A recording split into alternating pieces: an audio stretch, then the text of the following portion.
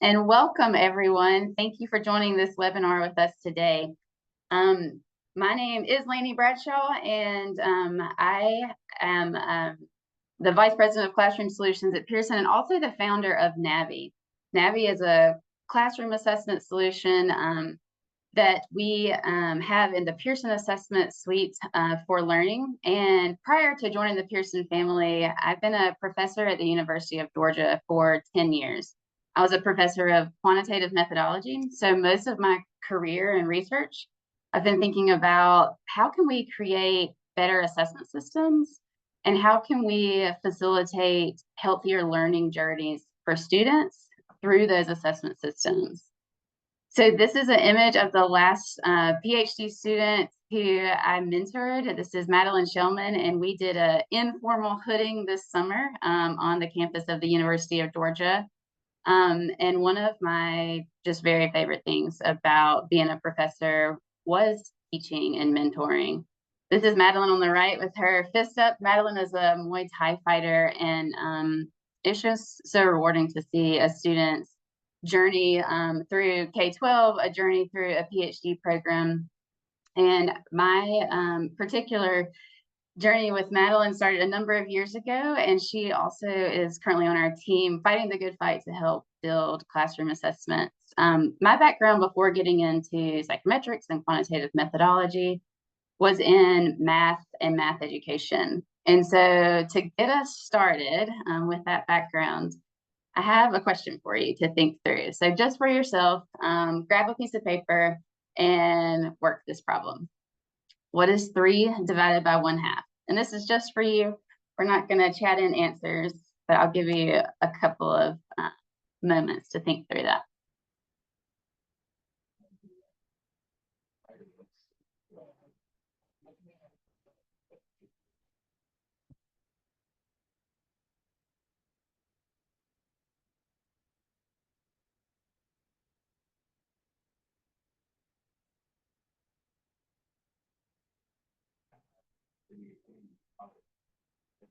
So this is one type of task or problem or item you might encounter in an assessment context in education. Let's take a look at another type of problem. So the first one was, what is 3 divided by 1/2? Now for this one, I want you to think about writing a word problem that requires dividing 3 by 1/2 in order to accurately solve the problem. And so instead of just solving what's 3 divided by 1/2, can you write a word problem you might give a student so that they have to divide 3 by 1/2 to get the answer? So kind of jot down your thoughts on that.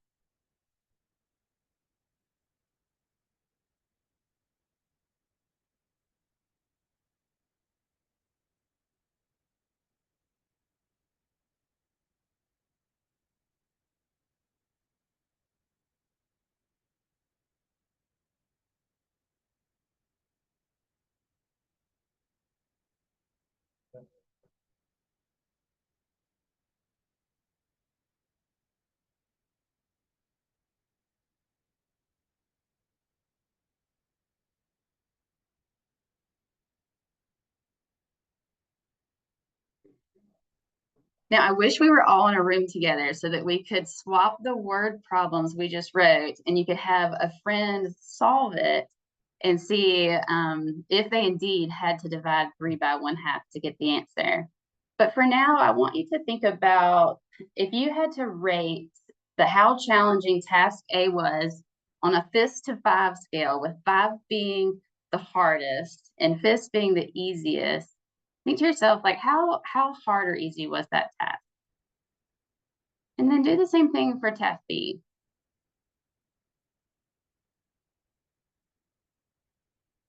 While I don't know your ratings, I'm confident that universally people are going to say, like, task B is harder than task A. But maybe there are some people out there who say it's this exact same difficulty. But if you put task B was more challenging than task A, then think for a second, like, to put into words, what is it about task B that made it harder?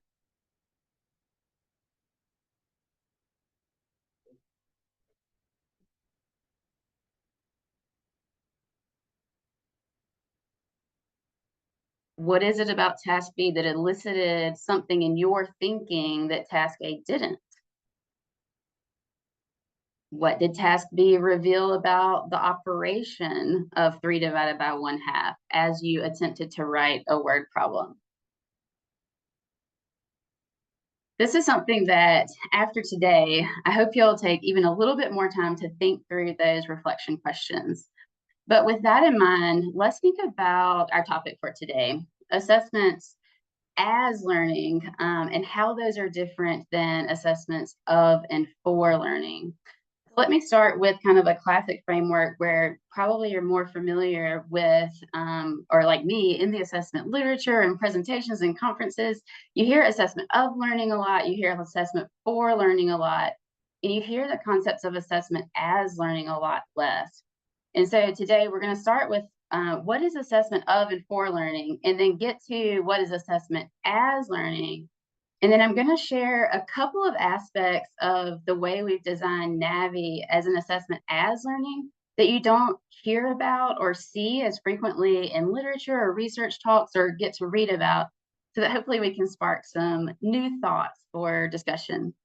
So when we classically think about assessment of and for learning, one of the things we like to think about at Pearson is a balanced system of assessment. In that system of assessments, assessments of learning and for learning are going to be complementary types of assessments.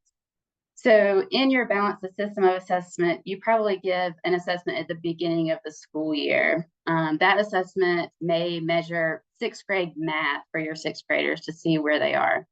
At the middle of the school year, you're going to give that interim assessment again. It similarly is going to measure something broad like sixth grade math. And then at the end of the year, you may give a third interim in some of your courses, or you may just give your statewide summative assessment. And so when we think about assessments of learning and for learning, one of the things that's more clear is our final end of year summative assessment is an assessment of learning. It's saying, okay, the time to acquire information and understandings has ended, and we're going to evaluate and measure that learning that's taken place. It's in the past. And then assessments for learning are assessments that happen before that, in the middle of the learning process, so that happen throughout the year. Some assessments kind of can be used for both purposes. And so your interim assessments in some ways may be assessments of learning. You're seeing how much you've learned so far and taking account of that. But there are also assessments for learning. You're using that information to help the next step in learning. Navvy is a classroom formative assessment tool. So all of my time and thoughts go into these stair steps on a diagram like this in our balanced system of assessment. What are the smaller, more frequent assessments that we give that are reserved like for learning? So these are day-to-day, week-to-week assessments in your formative assessment process that are intentionally built for learning. And so between two interim occasions, you might be using your interims to measure how much you grew, or that assessment of learning, how much you grew. But Navvy, or a formative tool, is going to be part of that change mechanism for how you get there, how you do grow. And so this is a traditional framework of assessment of learning and assessment for learning. So just to go through a couple of these, and you can read them some to yourself, but assessment of learning, we're evaluating, summarizing learning. Assessment for learning, we're aiming to guide teaching and learning in real time. The focus on of learning is for judging that achievement against some criteria, and for learning is all about identifying students' needs and strengths and next steps. We talked about of learning is summative, typically end of the year, where for learning is going to be that continuous process. A key question you might ask in of learning is, how much have students learned? Where for learning, it's all about, what do students need to learn next? The role of the teacher may be more oriented toward grades and progress reports, where for learning, it's all about guiding instruction and providing that immediate feedback. The role of the student is more passive and of learning, limited interactions with those results. We're not taking actions on the results. Typically, we're just receiving that score result. Where in for learning, the student is receiving that feedback, they're also adjusting their next efforts according to that feedback. The feedback and of learning is typically that bigger grain size, like 6th grade math for an interim or summative assessment, and maybe a domain like geometry or algebra. But when we get into the for learning space, we're looking at much more specific, descriptive, and timely information. We need it to be more detailed and we need it quicker so that we can act. Of learning is typically more exams, final projects, standardized assessment. For learning, maybe a variety of things ranging from observations, quizzes, tickets out of the door. The outcome of learning is that snapshot of achievement, where for learning is aiming to actually improve understandings and learning strategies. Primary audits for of learning may not actually be the students and teachers themselves, where for learning it is primarily for students and teachers. And so Navvy is an assessment for learning tool. And a lot of the ways that we built Navvy also to be an assessment as learning builds on this concept of for learning. And so I want to tell you a little bit about Navvy before going on to saying, okay, as part of this framework, where next? My third column is going to be, what is assessment as learning? And so our theory of action in Navvy, big picture, is that if you can personalize learning for students, if you can tailor your next instructional move to what students need specific help on, instead of teaching everyone the same thing at the same time and the same pace, that is going to be a more successful learning journey for that student. It's rare to say something in education that's like universally accepted, but I think everyone I've ever met in education is like, I agree. That's not a controversial statement. However, we built Navvy. This is our 8th school year. And the reason that we built Navvy is to add something, add a tool for personalized learning that was missing. So what we saw was missing is in this instructional cycle where we're going to plan primary instruction, teach on a standard or small set of standards, and then stop and check understanding in that formative assessment process, then reflect on the result and say, okay, who needs help with which standard now? When we're stopping and doing that check, we were lacking something. The thing that we were lacking, I'm going to call accuracy on this slide. As a psychometrician, we might call that validity or reliability. But typically these quizzes and tests and non-standardized way of checking aren't quite as rigorous and on standard as some of the interim and summatives may be designed to be built. And so the task was, well, how do we get something that is meeting the rigor of the standard in a standardized type fashion, but also giving me something really specific and timely feedback? So can we up the professional quality of a classroom assessment, a formative assessment, and still be specific and timely and nimble, but also when we stop and say a child needs help on this standard or they don't need help on this standard, that decision, that diagnosis has a lot of evidence behind it.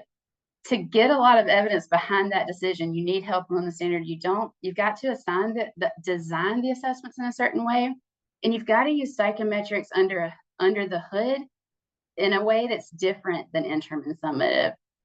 And so I'm going to show you just a screen from Navvy. I'm going to flip my screen over and I'm going to log into Navvy as a 6th grade math teacher. And I want to show you one screen that will just bring this to life for you for the backdrop of the rest of what we're going to talk through. So if I'm a 6th grade math teacher, Navvy is an online assessment tool. Students have a login, teachers have a login, administrators have a login. And we have created an assessment or a suite of assessments, a collection of assessments for each individual standard. And so a teacher, when they're ready to assign an assessment on a standard, they open up an assessment window for an individual standard. The student takes the assessment, they click submit, and then in real time, this dashboard on the teacher page is updated, as well as the students get immediate feedback on their result. And so this report, you're seeing the check means the student has taken a competency check in Navvy on a standard. So Kobe has taken a competency check for expressions and equations 1 and received a competency diagnosis. That's what the happy green check is for. The X means the student has taken a competency check on the standard. So Lorenzo has also taken a competency check on EE1, but didn't reach competency yet. And so the color of the X is corresponding to which attempt the child is on. And a student can take multiple competency checks while as they're journeying through Navvy. And so these are pre-built assessments that aim to support this formative assessment process for teachers. And then when teachers stop and give these assessments, we're aiming, when we stop and check understanding, essentially I can summarize a lot of my career for you, and it's to give this check an X to teachers and to students, and it to be a trustworthy result. And so we're using a type of data science to generate that check, and the design of the assessments are all carefully crafted to represent the breadth and depth of that standard. And so big picture, Navvy is a collection of these modular assessments that you can use as needed and on demand. So when we think about the Navvy, what we've built with Navvy and how that layers onto a traditional assessment of learning, assessment for learning model, there's a couple places that we're kind of blurring the lines and we just don't fit cleanly. In Navvy, students are also on a mission to collect a digital badge in Navvy for each standard that they have learned. So let me show you one of those. So a student progress page, on students' pages, they're not getting X when they don't reach competency. They're getting in progress dot, so they haven't learned the standard dot yet. And so Kathy is working or in progress learning 6G4. And so we are micro-credentialing learning of the standard at the same time as we are giving feedback on the standards that indicate you still need help to support the standard, but we're also at the same time checking off or credentialing that you've learned the standard. In addition to this typical description of specific, descriptive, timely in the formative space, we're really focused on adding accuracy to the formative space. And then we're upping the level of standardization by carefully building blueprints and designs for each individual assessment. If I click on math here, I can kind of flip through the blueprints for you, and you can see that each standard is broken down into parts and called components. And for each component, before we ever give an assessment or build assessment items for the standard, we break down based on what the standard requires, what percentage of the assessment should elicit this component 1, what percentage of the assessment should elicit component 2, and the same thing for the depth of knowledge levels there. And so, so what about assessment as learning? Let's take a look at that. I'm going to add a third column here. So when we think about, if you do work in the area of assessment as learning, or if you've never heard of it before, assessment as learning is all about going beyond the evaluation and bringing assessment into an active part of the learning process. It's not separate from learning, but it's critical to make sure learning is happening. And some key areas of focus are self-reflection, self-regulation, and student agency. Assessment as learning really centers on the learner as the focus. And so students are actively involved in their learning process. The focus is all on like self-assessment and reflection to build that agency. It's built through ongoing embedded activities. A key question is, how can students take ownership of their learning? It's around facilitating self-monitoring and metacognition, and students really being an active participant in their learning. It encourages each student to analyze their own learning. Typical methods are journals, peer feedback, self-assessment, checklists. The outcome is a little different here. It's all about growth in self-awareness and building an independent skill of I am a learner and I know how to monitor my own learning.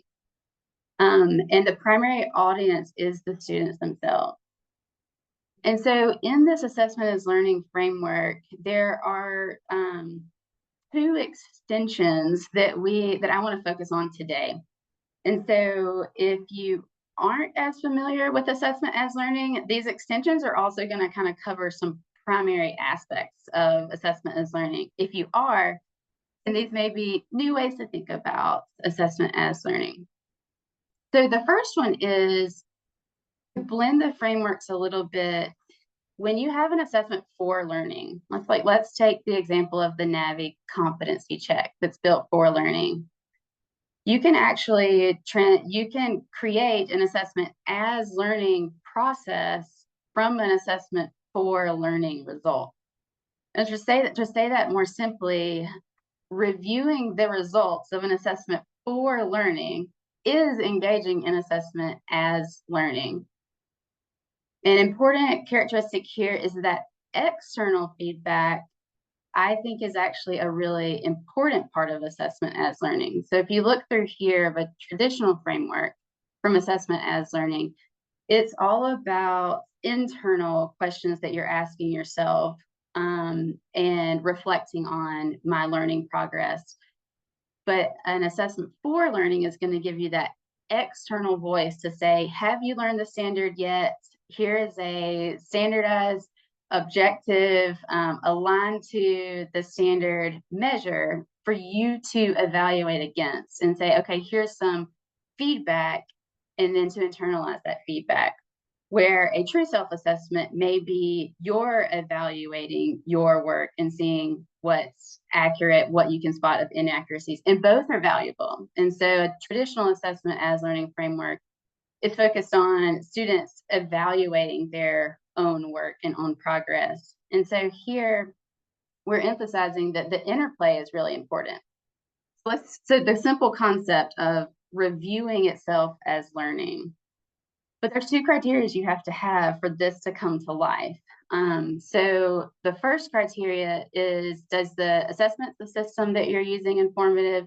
Does the technology itself and the reporting structures provide a way for students to be the primary recipient and reviewer of that information? Or said differently, are we giving results directly to students? That reporting structure has to center on the learner itself. And so examples in Navvy, and there's different examples, but for us, students have a login, and it's really important then that when they click submit on an assessment, that they are able to immediately review their progress. And so I'll flip back over because it's more fun to show you the platform than to use pictures to show you. But if I go back to this page with the badges, or actually, I'll show you another way to get to it.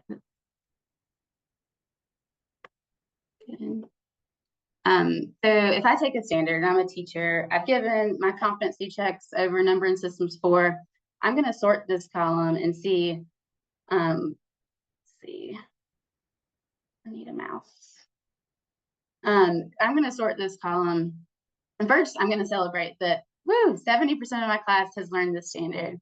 If I sort it the other way, I can see that Neve, Piper, and Trevor all need help on the standard. And so as a teacher, I'm going to click into this icon here, and I can see a detailed report about how Trevor did. And so a report like this that is detailed is taking that component of the standard, depth of knowledge, and letting me know which questions did Trevor get right with the plus, which questions did Trevor get wrong with the minus. In Navvy, it's really important to us not only that teachers can get to this report, but this is what students see as soon as they click submit.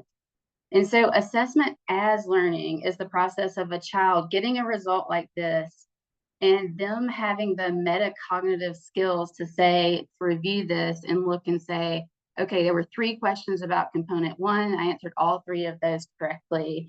That is, I'm doing well on that component. But also to look for patterns and say, okay, I missed 3 out of 4 questions for component 2. I really need help on that standard. And then we encourage teachers to facilitate students to analyze level of cognitive complexity as well. So we want students to say, hey, I missed both DOK 3 questions. I need some, where can I get additional practice on those questions? And so if I flip back to the slides here,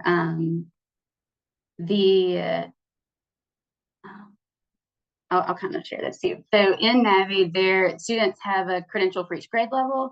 They can also go back and review those detailed results across prior grade levels, and it will share connections among standards. So there's a number of tools to help the student have detailed information to reflect on. But the second component of this, even if you have a platform like Navvy and it's got a student dashboard with the right level of detail and information that a student can ingest, it's also important that that information is given to students in a way that is coherent with a growth mindset. And so one of the reasons that we have the ... result for a child instead of the X's is because we don't want to discourage the very student who we're trying to identify still needs help on the standard, or discourage the very student who is going to go in and review and see that they still need help on the standard. But even if we have all of that set up, you have to implement a formative assessment tool with strong classroom assessment practices.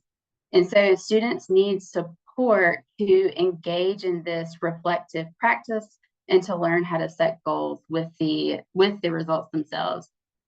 So these are some questions that you can use in your classroom, or you may be using in your classroom, your teachers may be using in their classrooms to encourage during review. And so this self-assessment, when you get a result back, could fall into one of four categories. A category around understanding my strengths and areas for improvement. So that was what I was modeling a minute ago on the report. How well did I do on this assessment? Why? Where did I struggle? What might have contributed to that? What patterns do I see in my misconceptions or errors? We also want students to think about, how did I prepare for that assessment? How effective was that? Were there certain problems I felt more confident or not? What can I learn from that? And then we want students to set goals and plan their next steps. So what specific steps can I take to and improve in areas where I was struggling? What resources can I reach out to my teacher for? What resources does this technology tool, something like Navvy, have? How am I going to know if I've made progress on those things? And then at a metacognitive level, like thinking about thinking, what does this assessment tell me about what I learned best? How can I approach future problems differently? What adjustments do I need to make? And so the first kind of key thing here is that any assessment for learning, if you add good reflective practices for the student onto layered with strong reporting, then it becomes an assessment as learning tool as well. This one, the second thing that we'd like to add to the concept of assessment or as learning, is a little bit different way to think about it. The second extension is to think about the act of taking an assessment as active learning itself. And so to think about this, I want to bring in a little bit of cognitive science. So if our goal is deep learning, like when I say deep learning, we want to go just beyond retained knowledge. We want that knowledge in our minds to be meaningfully organized, connected. We want those types of meaningful organization and connections are going to mean that we can transfer that knowledge and apply it in different contexts. And we're going to be able to use that knowledge more flexibly. And that's the end goal of like all of these math standards and English standards. The end goal is to have children who grow up to be learners. They have a knowledge base that they can go learn something new and apply that knowledge in new settings. There's two main characteristics of deep learning that assessments can help build, or a high quality, well-constructed assessment can help build. The first characteristic is durability. So this is all about not forgetting. And so to retain the knowledge, it needs to be stored in a way that is resilient to forgetting and easily accessible or retrievable. So we want to have that knowledge at our fingertips and it to be resistant to forgetting. And that's around a concept of durability. The second concept is around flexibility. And that's all about taking that durable knowledge that we have sitting there and being able to apply it across different contexts, specifically around novel situations or new situations. I've never seen this before, but I can use what I know and figure it out. And so we want to reach that level of generalizability and transfer. And so we have all of education is aiming to get us there. How can a well-designed formative assessment really help us with deep learning. I'm going to talk about 4 aspects as it relates to cognitive science and formative assessment. There are other aspects. The first one is we start from the very beginning, active engagement. So in order to learn, we've got to have a learner actively engaged in the process. So we can't learn it for them, and they can't just, sit back and absorb it. The neural connections between your brain, when the strength of those is all about your durability, and your flexibility is all about how many connections those nodes have in your brain. That's going to require the student to be an active learner. And so when you're taking an assessment, inherently, we're asking a child to sit down with a problem and engage in problem solving. And so first step right off the bat, a lot of a student's K-12 time is listening and receiving information. And one thing that's different about an assessment process is they are active. They are in the driver's seat in that active setting. Now, the second part of this is to sustain engagement, you need your assessment to have engaging tasks. And so the student may start the assessment and be motivated, but they're going to lose motivation if the tasks aren't engaging and at the right level of cognitive complexity for that child. The second one is around spaced retrieval. The retrieval is the process of I'm taking an assessment, and to solve this problem, I am reaching back into my long-term memory, retrieving that information and bringing it back to solve the problem. Each time I do that, reach back and come back, that is strengthening that connection. And that is, from a cognitive science perspective, that's learning. So when kids sit down and they're asked to retrieve that from long-term memory, it stops and helps them imprint that knowledge more durably in their brains. And so this is another reason why we don't just want to do summative assessments at the end of the year. Mass practice doesn't help children build durable and flexible understandings of knowledge. It doesn't help them get it to long-term memory.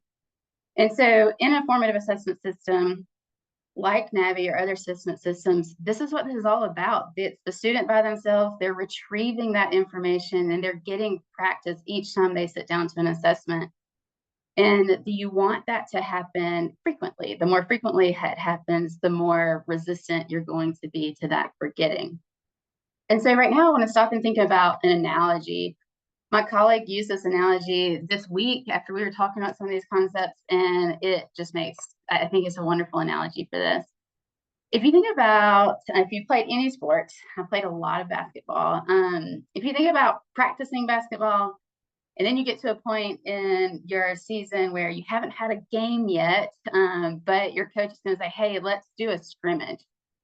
Think about, how is a formative assessment like a scrimmage? And what does a scrimmage do for developing skills? I'm going to give you just a minute to think about that.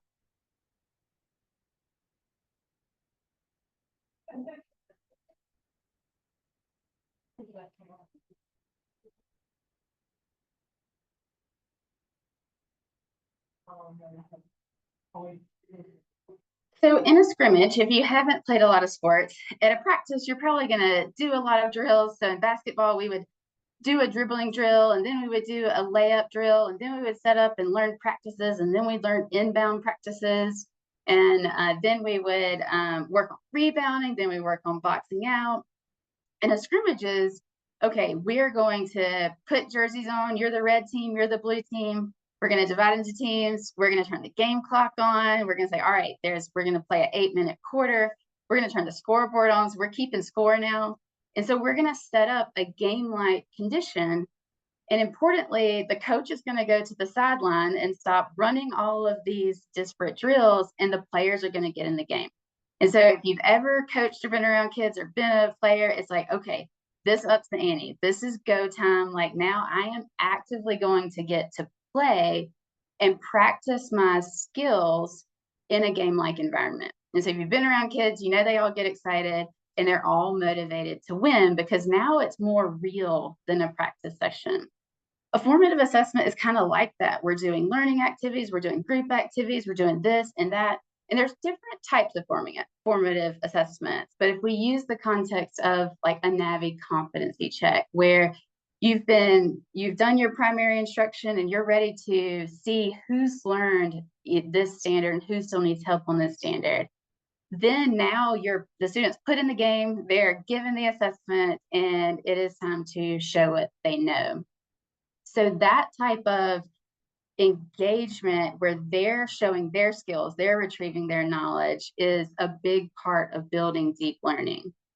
The third aspect is around varied practice and problem solving. So just setting up an assessment, a formative assessment, is not going to necessarily guarantee deep learning.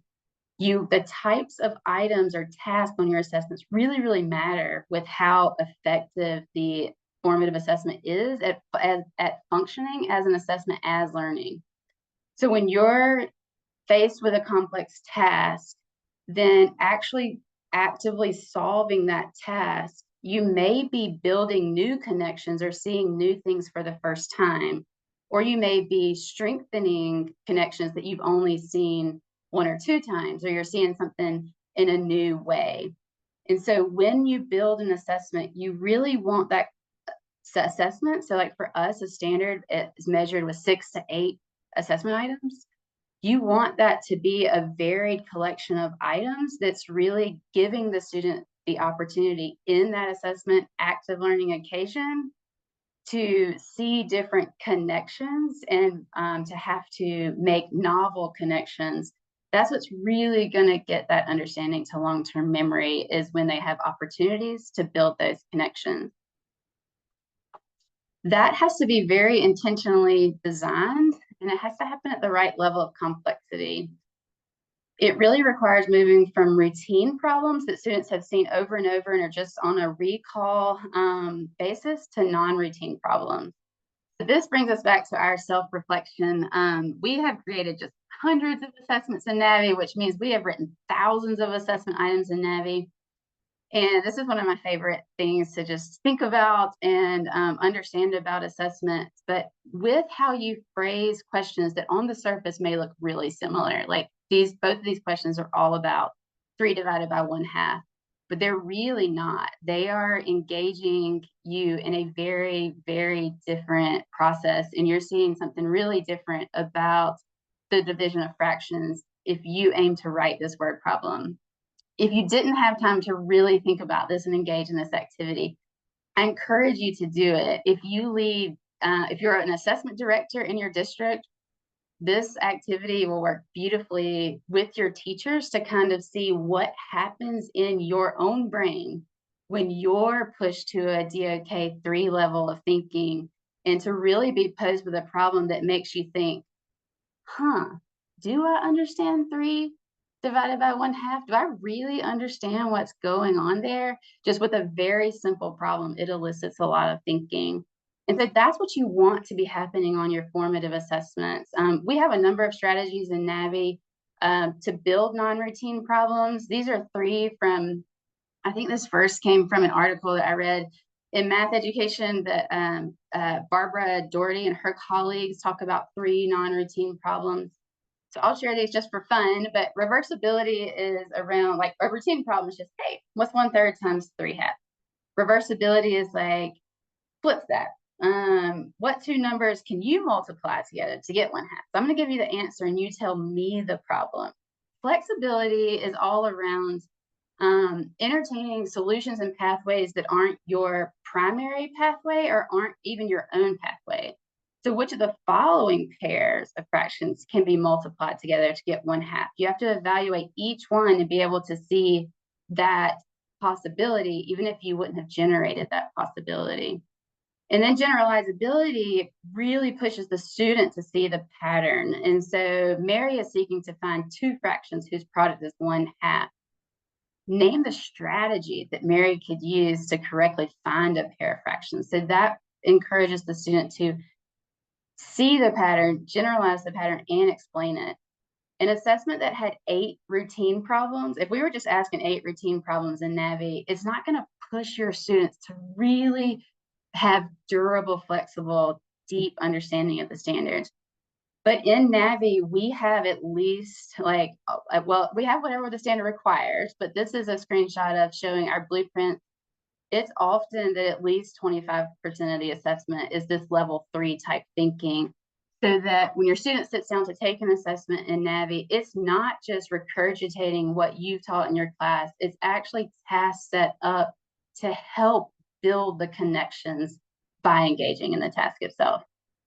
And this is what a scrimmage is all about. Like, you can do all of these isolated drills, but you got to get in the game. And when you get in the game, other players are going to do funky things and set up new scenarios. And you're going to get better at the sport by actually playing the game in all of its complexities. And that's what's happening in your child's brains when they sit down and do a complex task on a formative assessment. The last couple slides, I'm going to do a little bit quicker because we do have just a few minutes left. After our official start time, we can say, or we love to stay on and have some interaction and Q&A. You can head out if you need to in just 3 minutes, but you're also welcome to stay and we'll do a little more Q&A. The last one gets back to the very first concept that we talked about. And in cognitive science, part of the way your brain is making those connections is it needs a signal to say yes or no. So yes, that is how the world works. Strengthen that, remember that. No, that's not how the world works. Like, don't make that connection. And so you need external cues outside of your own brain helping you understand, like, what is an accurate mathematical way to think about this problem. You need that, not just feedback from yourself, but you need feedback from experts and external sources to help you engage in a metacognitive process to self-regulate. What should I do next? And that's where the heart of the assessment as learning framework lives, in that when I get this result, what am I going to do with it? Or the heart of the first piece that we talked about. This is where in a scrimmage, you still have the coach. So you're in the game, you're figuring things out by playing, but you have the coach that's there too saying, hey, did you see this? The teacher is a guide in assessment as learning, but you've got to have that accurate external source. Just to wrap us up here, in assessments as learning, it's all about assessments not just being extra time, or we hear a lot about, we don't want to waste valuable instructional time on assessment. Part of, if you're feeling that way, you might want to look into assessments that are eliciting deeper order thinking, or maybe it's just thinking about assessments in a new way for the first time, as the most active thing that your students could do today is be given a really complicated problem and asked, hey, think about this, solve this. And so we can kind of sit back and know that active assessment time can also be active learning time. And then don't leave it on the table to review the results and be reflective about the results, because then you're only getting half of the kind of assessment as learning experience if you're only learning on the assessment and not reflecting on the results. So to wrap up here, again, we only have a minute left, but we can hang out for a few more if you'd like to. Think about what resonates with you, what challenges or wonderings does all of this raise for you? And if you have any follow-up, if you need to leave and you have any follow-up questions, or even if you'd like to learn more about Navvy or see more features, or just would like to have a discussion, Josh, if you wouldn't mind dropping your email in the chat before we start Q&A in case some people need to drop off.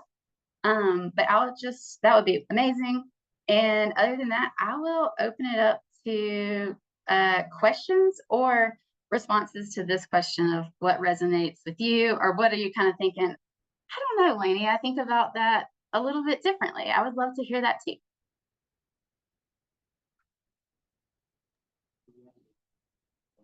Thanks, Lainey. I appreciate all of this great information. There are a couple of questions that we do have.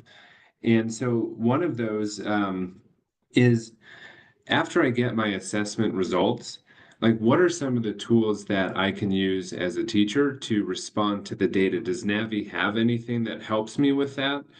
or do I need to look elsewhere to kind of figure out the response to what's next? Yeah, great question. So on the educator side of this talk was a lot about the student side of what do students do with results, and that's a great question. What about the educator? So inside Navvy, we have two tools. Everything I described in this time together was our competency check, short, reliable credentialing, learning in a standard by standard way. We have a complementary suite of assessments that we call our practice check suite. And in that suite, you can build your own assessment. And so you can look at which components and levels of cognitive complexity the students who haven't yet learned the standard need help on. And you can build practice checks for those students. So the example I gave, Trevor, I think needed help on NS4. But if you remember his component one, he answered all of those questions correctly.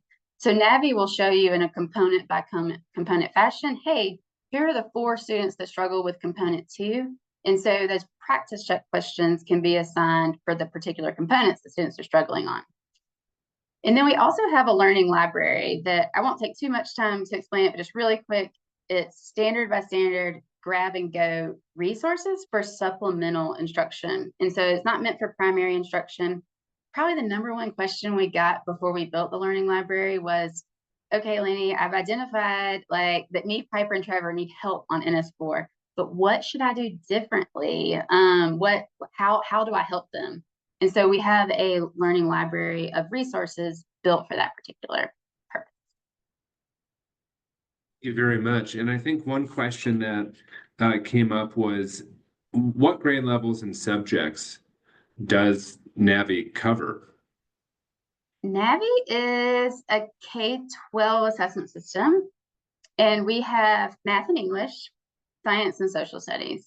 And social studies is actually 3 through high school instead of K through high You. And the last question that came up, I think you shared a little bit about this, but do teachers have to build their own assessments, or does Navvy kind of pre-populate questions school. and assessments for teachers? Yeah, that is a great question. So, I was going to show you again, but I timed out or logged out. All of the assessments in Navvy are pre-built. And so the idea is to get that check and that X of have you learned the standard or have you not. We're building the assessments in a way that makes sure to represent the breadth and depth of the standard. And we're building all those DOK3 questions that are hard to build on your own. So in the competency, in both suites, we provide all of the assessment items for you. And so all of the tasks are pre-built. In the competency check suite, you just pick a standard and which time and which students you want to give the assessment. And we dynamically generate the forms for students. We build the assessments for students. On the practice check suite, you can default to something we build. We can build a practice session for you, or you can go in item by item and build your own practice check. So you kind of have flexibility. Thank you very much. Well, that is the questions that we received. So, Sherry, I can actually pass it back to you so we can close out today's webinar. Well, I would like to thank our presenter, Dr. Laine Bradshaw, for sharing her expertise with us, and Josh Hugo for monitoring and hosting the live Q&A. Thank you all for your participation in our webinar.